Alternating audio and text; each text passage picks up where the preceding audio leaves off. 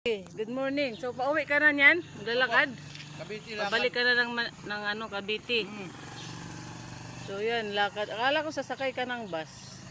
Sana, kaya lang gusto kong mailak yung kanata ko. Pinapalalaki ko na hanggang nakatatlo na ako eh. Sabi ko, baka Last mo na.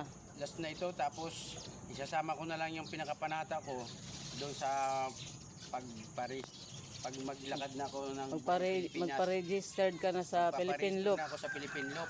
Kaya mga sangkay, So abangan nyo yung paglalakad ko sa Philippine Loop.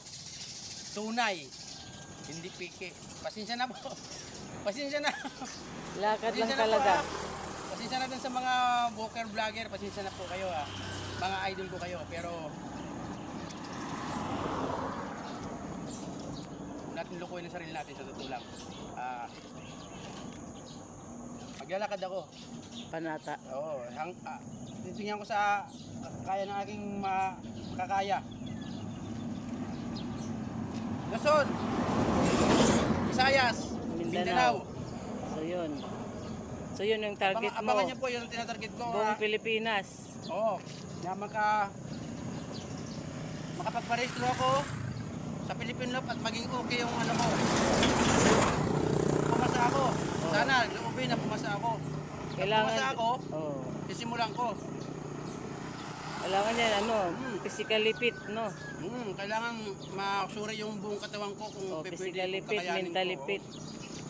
Pero siguro, Okay naman, no? God, kaya ko to.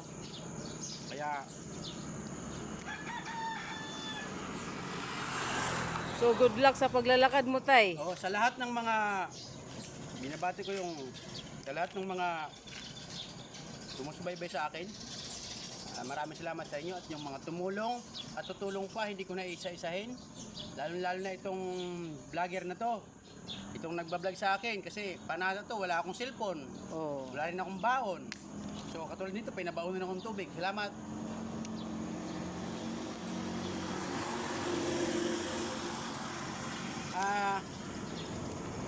Tawag ito?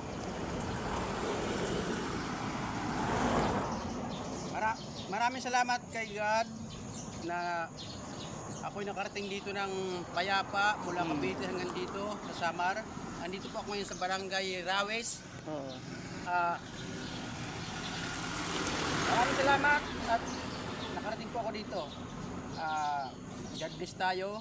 Tapos sa mga tutulong pa, maraming salamat po. At dyan sa Kabikulan, pabalik na ako. Sana may tumulong pa sa akin dyan. Maraming salamat po.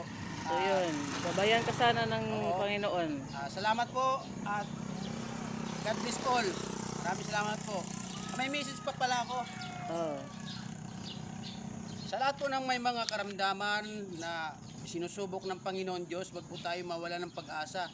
Tayo po'y dumalangin, lalo na ngayong Semana Santa. Tayo po'y dumalangin. Higit sa lahat, maging matatag ang ating pananalig sa Kanya, maging matibay talaga tayo sa pananampalataya para humingi tayo ng kapatawaran. Kung mayroon man tayong mga kasalanan, totoo yan, laging may kasalanan tayo. Kaya dumalangin po tayo sa Kanya para tayo po Kanyang kalugdan. Maraming salamat at saka ingat po tayong lahat. Sige tayo. Good luck sa iyong paglalakad. Mag-ingat ka sa daan, ha? Opo, God bless. Sige.